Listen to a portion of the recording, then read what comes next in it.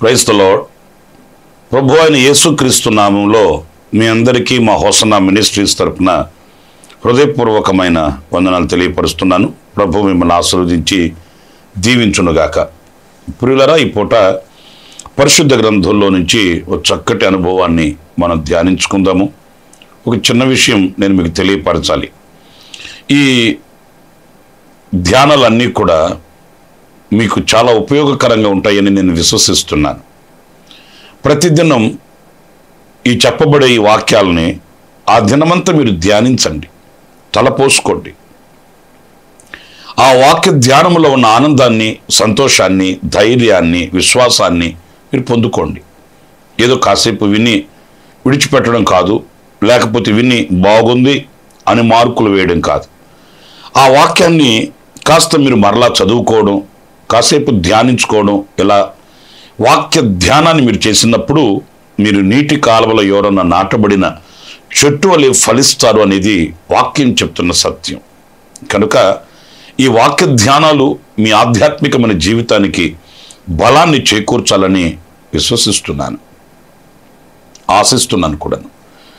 ఈ పూట లూకా సువార్త 7వ అధ్యాయంలో ఉన్న ఒక చక్కటి అనుభవాన్ని నేను మీ ముందు పెడతాను. ప్రాముఖ్యంగా ఈ లూకా సువార్త 7వ అధ్యాయంలో ఒక శతాధిపతిని గురించి మనం చదువుతాము. ఇక్కడ కొన్ని సాక్ష్యాలు మనం గమనించవచ్చు. ఈ 7వ అధ్యాయాన్ని చదువుకుంటూ వస్తున్నప్పుడు అందులో మనకు ప్రాముఖ్యంగా మొదటగా ఒక శతాధిపతిని గూర్చి యూదా పెద్దలు ఇచ్చిన సాక్ష్యాన్ని మనం గమనించవచ్చు. 7వ అధ్యాయము 4వ వాక్యంలో మనం గమనించినప్పుడు, నీ వలన ఈ మేలు పొందుటకు అతడు యోగ్యుడు. శతాధిపతిని గూర్చి యూదా పెద్దలు చెప్తున్న సాక్ష్యం. ప్రియులారా, మనల్ని గూర్చి కొంతమంది సాక్ష్యం చెప్తుంటారు. మనకు ఆప్తులైన వాళ్ళు, స్నేహితులైన వాళ్ళు, బంధుమిత్రాదులైన వాళ్ళు, లేక మనల్ని ప్రేమించడి వారు మనల్ని గూర్చి మంచి సాక్ష్యం చెప్తారు. అదే సాక్ష్యాన్ని మరి కొంతమంది దగ్గర మనం వినలేము. ఎందుకంటే మనకు ఆప్తులైన వాళ్ళు, మనల్ని ప్రేమించే వాళ్ళు కనుక మంచిగానే చెప్తారు. కానీ మనం ఎదుట ఉన్న వ్యక్తులను సంతోషపరిచి సాక్ష్యం పొందడం మాత్రమే కాకుండా మన విరోధులు సహితం మనల్ని గురించి మంచి సాక్ష్యం చెప్పగలిగిన సత్ప్రవర్తనని మనం కలిగి ఉండడమే శ్రేష్టమైనదండి. నేను ఎందుకు ఈ మాట చెప్తున్నాను? ఏమంటే పగవారు మంచి సాక్ష్యం ఎలా చెప్తారండి అని మీరు అంటారేమో. మరి ఇక్కడ శతాధిపతిని గూర్చి యూదా పెద్దలు చెప్పట్లేదా? శతాధిపతి ఏమి యూదుడు కాదు కదా, శతాధిపతి క్రైస్తవుడు కాదు కదా. అయినప్పటికీ కూడా అతనిని గూర్చి యూదా పెద్దలు ఎందుకు మంచి సాక్ష్యం చెప్పగలిగారు? అతనిలో ఉన్న సత్ప్రవర్తన. ఈ శతాధిపతిలో వీళ్ళు మావాళ్ళు, వీళ్ళు పరాయి వాళ్ళు, లేకపోతే వీళ్ళు మా మతస్థులు, వీళ్ళు వేరే మతస్థులు అనే భావన లేదండి. వీరికి ఒక సమాజ మందిరాన్ని ఆయన కట్టించి పెట్టాడంట. అందుచేత ఈ యూదా పెద్దలు చెప్తున్న మాట ఏంటంటే, నీ వలన మేలు పొందుటకు అతడు యోగ్యుడయ్యా. అతనికి ఇలాంటి భేదాభిప్రాయం లేదు, మంచి ప్రేమ స్వభావం కలిగిన వ్యక్తి. ఏమండి, ఒక శతాధిపతిని గూర్చి యూదులు అలాంటి మంచి సాక్ష్యం చెప్తున్నప్పుడు ఒక క్రైస్తవులను గూర్చి లేక ప్రభువుని ఎరిగే మనలను గూర్చి లోకస్తులు మంచి సాక్ష్యం చెప్పలేకపోవడం ఏంటి? అంటే మనలో ఈ భేదాభిప్రాయం ఉండకూడదు. వీళ్ళు క్రైస్తవులు కాదు, వీళ్ళు క్రైస్తవులు, మనం క్రైస్తవుల్ని ప్రేమించాలి, క్రైస్తవులు కాని వారిని మనం ప్రేమించకూడదు. వీళ్ళు మా సంఘస్థులు, మా సంఘం కాని వారిని మేము ప్రేమించకూడదు. ఇలాంటి భేదాభిప్రాయం ఎవరిలోనైతే ఉంటుందో వారు ఈ సాక్ష్యానికి దూరస్తులు అనేది మనం గమనించాలి. మరి ఎందుకో మనలో ఈ అల్పమైన బుద్ధి క్రియ చేస్తుంటుందండి. ఈ అల్పమైన స్వభావం మనలో పొరచూపుతుంటుంది. కొందరినే ప్రేమించగలుగుతాము, మన వాళ్ళనే మనం దగ్గర చేర్చుకోగలుగుతాము, మనం ప్రేమించే వారినే మనం అవకాశాలు ఇవ్వగలుగుతాము వారికి. ఎదుటి వారిని, లేకపోతే దూరస్తులైన వారిని, లేకపోతే లోకంలో ఉన్న ప్రజలను మనం హక్కును చేర్చుకోలేని కుంటితనం, గుడ్డితనం మనలో పొడచూపుతూ ఉండడం శోచనీయం. ప్రియమైన దేవుని బిడ్డలారా, ఈ శతాధిపతి ఈ భేదాభిప్రాయం లేని ఒక ప్రేమ కలిగిన వ్యక్తి, మంచి విశాలమైన హృదయం కలిగిన వ్యక్తి అండి. మనం ఉంటున్నాం ఆ రీతిగాను.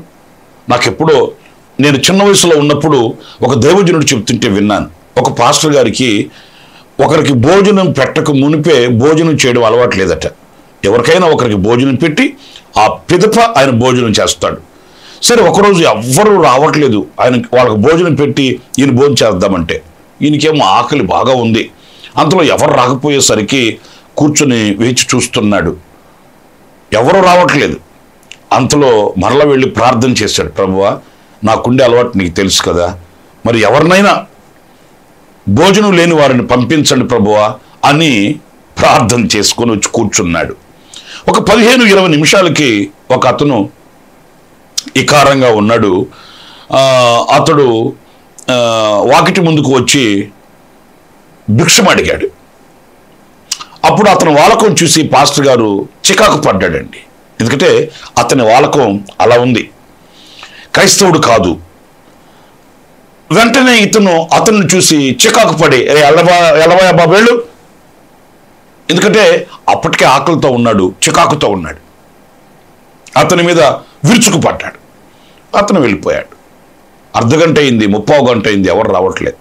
మరలా ప్రభు సన్నిధికి వెళ్ళి మరలా మోకరించి ప్రార్థన చేస్తుంటే ప్రభు చెప్పాడట, నేను పంపించిన వాళ్ళనేమో చికాకు పడి నువ్వు తరిమేశావు, ఇప్పుడు మరలా నా దగ్గరకు వచ్చి నువ్వు ప్రార్థన చేయడం ఎలా అన్నప్పుడు పాస్టర్ గారు కంగు తిన్నాడు. ఏంటి, ఆ ఇకారపు డ్రెస్ వేసుకొని క్రైస్తవులకు విరోధులైనటువంటి వ్యక్తుల్లాగా కనబడుతున్న ఆ వ్యక్తులను పంపించింది అన్నప్పుడు ప్రభు చెప్పాడట, మరి వారికి నీవు ప్రేమ చూపించి ఉంటే, వారిని పిలిచి ఆదరించి అంత అన్నం పెట్టి ఆకలి తీర్చి ఉంటే నీ ప్రేమను బట్టి అతడు మార్పు చెందేవాడు కాదా అన్నప్పుడు అప్పుడు పశ్చాత్తాపడ్డాడు పాస్టర్ గారు. పరిగెత్తుకుంటూ వెళ్ళి, అతడు ఎక్కడో ఊరు బయట ఉన్నాడు, పరిగెత్తుకుంటూ వెళ్ళి అతను తీసుకుని వచ్చి అతనికి భోజనం పెడుతుంటే అతను అన్నాడట, మీరు నా మీద ఇంత శ్రద్ధ చూపిస్తున్నారేంటి? నేను ఎక్కడో ఊరు బయటకు వెళ్ళున్నాను, అక్కడి నుంచి నన్ను తీసుకుని వచ్చి నన్ను కూర్చొని పెట్టి ఇంత శ్రద్ధతో నాకు భోజనం పెడుతున్నారేంటి అన్నప్పుడు జరిగిన సంగతి అంతా పాస్టర్ గారు చెప్పాడట. బాబు, నాకు ఇలాంటి అలవాటు ఉండేది, ఈరోజు ఎవరు రాలేదు, వేచి చూస్తున్నాను, నీవు వచ్చావు, కానీ నువ్వు మా క్రైస్తవుడు కాదు కదా, నువ్వు ఈ డ్రెస్సులో ఇలాగున్నందు వలన చికాకు పడ్డాను. అయితే నేను ప్రభు సన్నిధిలో ప్రార్థించినప్పుడు నిన్ను పిలిపించి నీకు భోజనం పెట్టమన్నాడు నా ప్రభు అన్నప్పుడు ఆ భిక్షగాడు కంగు తిన్నాడు. అంటే ప్రభు నన్ను కూడా ప్రేమిస్తున్నాడా? ఆ యేసు ప్రభు నన్ను కూడా చూస్తున్నాడా? ఆ యేసు ప్రభు నన్ను కూడా ప్రేమించి నీ యొద్దకు పంపించాడా అని అతనిలో ఒక పరివర్తన కలిగింది. అతడు కూడా ప్రభుని నమ్ముకొని ప్రభుని విశ్వసించడానికి ఆ సమయం దోహదపడింది. ఈ విషయాన్ని నేను ఇప్పుడు మీతో ఎందుకు చెప్తున్నాను? మనం ఎప్పుడైతే అంతటి విశాలమైన హృదయం కలిగి ఆ మంచి సాక్ష్యాన్ని పొంది ఉండగలుగుతామో అది దేవునికి హితమగును, దేవుని దీవెన మన మీదకి దిగివచ్చును అనే మాట మనం మర్చిపోకూడదండి. కనుక మనం ఎవరిని తోలనాడకూడదు, ఎవరిని ఉల్లంఘించకూడదు, ఎవరిని మనం చిన్నచూపు చూడకూడదు. మనం ఒక విశాలమైన దాతృత్వపు హృదయం కలిగిన క్రైస్తవ జీవితాన్ని మనం కలిగి ఉండాలని ఈ శతాధిపతి యొక్క వ్యక్తిగత జీవితం మనకు దర్పణం పడుతుంది. ఇంకొక రెండవ విషయాన్ని కూడా నేను మీతో చెప్పాలనుకుంటే, ఇది శతాధిపతి యొక్క సాక్ష్యం. ఇందులో మనం 6వ వాక్యం చివరి భాగాన చదివితే, ప్రభువా సమపుచ్చుకొనవద్దు, నీవు నా ఇంటిలోనికి వచ్చుటకు నేను పాత్రుడును కాను. ఇక్కడ శతాధిపతి పంపిస్తున్నాడు ప్రభువుకి, అయ్యా నీవు శ్రమ పుచ్చుకోవద్దు, నీవు నా ఇంట వచ్చుటకు, నా ఇంట ఉండుటకు నేను యోగ్యుడును కాను. ప్రియులారా చూడండి, అతడు సమాజ మందిరాన్ని కట్టించిన వాడు, యోధా ప్రజలను ప్రేమించిన వాడు, అంత దాతృత్వపు హృదయం కలిగిన వ్యక్తి అయి ఉన్నప్పటికీ కూడా ఆయన హెచ్చించుకోవట్లేదు. నేను మీ వాళ్ళకి ఎంత చేశానండి, నేను మీ వాళ్ళకి ఇలాంటి కార్యాలు చేశానండి, మీకు సమాజ మందిరాన్ని కూడా కట్టించానండి, నేను దాన ధర్మాలు పుణ్యక్షేత్రాలు ఇలాంటివి బాగా చేస్తుంటానండి, ఇలాంటివి ఏమి మెప్పులకి వెళ్ళట్లేదు, పొగడ్తలకి వెళ్ళట్లేదండి. చూడండి, అతని యొక్క గొప్ప సాక్ష్యం ఏంటంటే, ప్రభువును గూర్చి నీవు శ్రమపుచ్చుకొనవద్దు, నీవు నా ఇంటిలోనికి వచ్చుటకు నేను పాత్రుడును కాను, అందుచేత నీ యొద్దకు వచ్చుటకు పాత్రుడనని నేను ఇచ్చుకోవట్లేదు, అయితే మాట మాత్రం సెలవిము, అప్పుడు నా దాసుడు స్వస్థపడును. పిల్లరా చూడండి, నీ మాట మాత్రం సెలవివయ్యా, నా దాసుడు బాగైపోతాడు. అంటే యేసుక్రీస్తు యొక్క మాటను గూర్చి, యేసుక్రీస్తు యొక్క పవిత్రతను గూర్చి ఆయన సాక్ష్యం చెప్తున్నాడు. నీవు పరిశుద్ధుడవు, నీవు నీతి కలిగిన దేవుడవు, నీవు ఆరాధ్యుడవు, మహామహిమ కలిగిన దేవుడవయ్యా, నీవు నా ఇంట రావడానికి నేనెంతటి వాడని, నీ మాట చాలు. ప్రియులారా, ఒక్క మాట నేను మీతో చెప్పాలి. ప్రభు యొక్క మాటను గూర్చి, ప్రభు యొక్క పరాక్రమంను గూర్చి, ఆయన యొక్క మహత్యమును గూర్చిన సాక్ష్యం మన నోట ఈరోజు వెలువడుతుందండి. నేను అనకూడదు, కానీ కొంతమందికి నోరు తెరిస్తే అపజయాలను గురించిన మాటలు, అనర్థాలు గురించిన మాటలు అండి. మాకు అంత లేదు, మాకెంత లేదు, మాకు అలా జరుగుతుంది, మాకు ఎలా జరుగుతుంది, వీళ్ళకి ఎలా జరిగింది, మాకు అలా జరిగింది, ఇలాగ పోల్చుకొని సణుక్కుంటూ గొడుక్కుంటూ బ్రతకడమే కానీ దేవుడు నాకు మేలు చేశాడన్న సాక్ష్యం కానీ, లేదా ఆయన ప్రభావమును, ఆయన మహిమను కూర్చున్నటువంటి వివరణ కానీ ఈరోజు మన నోట రావట్లేదండి. ఒక శతాధిపతి, అతడు ప్రభువుని ఎరుగని వ్యక్తి అయినప్పటికీ కూడా ఆయన మహిమను గూర్చి చెప్తున్నాడు, ఆయన ప్రభావంను గురించి చెప్తున్నాడు, ఆయన పరిశుద్ధతను గురించి చెప్తున్నాడు, ఆయన మాటలో ఉన్న శక్తిని గురించి వివరిస్తున్నాడండి. నీ మాట జీవము కలిగింది కదా, నీ మాట పరాక్రమము కలిగింది కదా, ఆ మాట చాలయ్యా, ఆ మాట చాలయ్యా. ప్రియమైన దేవుని బిడ్డలారా, ఎప్పుడైనా ప్రభువును గూర్చి అనేకుల ఎదుట ఆయన శక్తిని గూర్చి వివరించిన ఆనవాళ్ళు మనకు తెలుసా? మనంత సీక్రెట్ క్రిస్టియన్ లైఫ్. మనం ప్రభుని గురించి మాట్లాడితే మనం ప్రభుని నమ్ముకున్న వాళ్ళని అందరు తెలుసుకుంటారేమో అని ఏ విధం చేతనైనా దానిని మనం కప్పుపుచ్చుకోవాలని ప్రయత్నం చేస్తాం. ఇప్పుడు బైబిల్ గురించి నేను మాట్లాడితే ఇంతమందిలో వీళ్ళంతా నేను క్రిస్టియన్ అని అనుకుంటారేమో అని దాగి దాగి ఉండడానికి ప్రయాసపడతాం. ప్రభువుని గురించి, ఆయన మహత్యమును గురించి, ఆయన పరాక్రమం గురించి మాట్లాడితే నన్ను మరోలా భావిస్తారేమో అని మనం సంకోచిస్తుంటాము, సందేహిస్తుంటాము. నా ప్రియమైన వారులారా, ప్రభువుని గూర్చి సాక్ష్యం చెప్పడం, ఆయన మాటను గూర్చి వివరించడం మనం అలవాటు చేసుకోవాలి. 10 మందిలో ఉన్న 1,00,000 మందిలో మనము పెదవి విప్పితే, నోరు విప్పితే మన ప్రభువుని గురించి చెప్పగలగాలి. రాజకీయాలను గురించి, లోకపు విషయాలను గురించి, మరీ ముఖ్యముగా ఈరోజున సోషల్ మీడియా బాగా పెరిగిపోయింది. అనవసరమైన విషయాల గురించి తర్కించుకోవడం, అనవసరమైన విషయాల గురించి రెట్టించుకోవడం, దూషించుకోవడం, ఇవి మనకు తగవు. మనం పెదవి విప్పితే మన నోట ఆయన కీర్తి ఉండాలి, ఆయన ప్రశంస ఉండాలి, ఆయన ప్రస్తుతి ఉండాలి. మన నోట ఎప్పుడు ఆయనను గూర్చిన వార్త నిలిచి ఉండాలి. అది మనకు ఆశీర్వాదాన్ని తీసుకుని వచ్చి పెడుతుందనే విషయాన్ని మనం మర్చిపోకూడదండి. ఇకపోతే 3వ సాక్ష్యం ఈ 7వ అధ్యాయంలో మనం గమనించవలసింది ప్రభువు ఇచ్చే సాక్ష్యం. ఈ ప్రభు ఇచ్చే సాక్ష్యం ఎలా ఉందో చూడండి. ఈ 7వ అధ్యాయము 9వ వాక్యంలో చివరి భాగా నుంచి నేను చదువుతున్నాను. ఇశ్రాయేలీయులలో నైనను ఇంత గొప్ప విశ్వాసము నేను చూడలేదని మీతో చెప్పుచున్నాను. నేను ప్రభు చెప్తున్నాడు ఈ మాట.